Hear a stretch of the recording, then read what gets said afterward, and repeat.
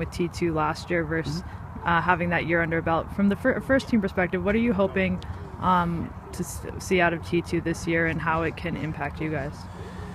Well, there's a lot of things we want to see. The biggest thing is see players getting better.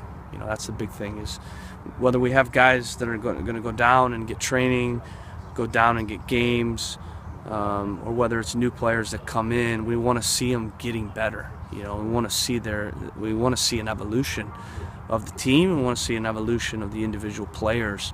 And I think already we've been really pleased with what we're seeing out of training. The culture, the edge, the intensity that the guys are training with. And I think, for me, player development comes down to two things. It comes down to time. It comes down to environment.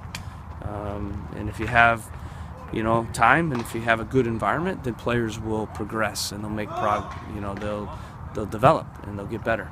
And that's what we're looking for. Some guys won't be good enough, but we need to give them the opportunity to be good enough by putting them in a good environment and giving them minutes and giving them, time to develop.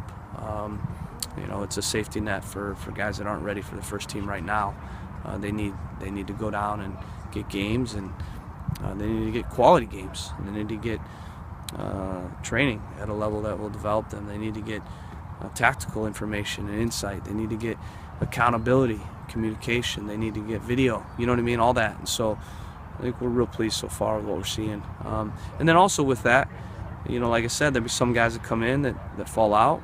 There'll be new signings every year, and some of them will stick, some of them won't. The reality is we're at such a good level now with the first team. It's going to be very difficult for guys to come up.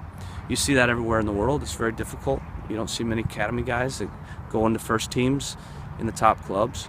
So it won't be easy, but the ones that do make it up, we know they'll be good enough. And we know that they've done it because they've been given the opportunity, and they've kind of risen above the other guys, and they've become a better player because they've really they've taken their opportunity and they've run with it. Because we can give them everything they need, but it's up to the player.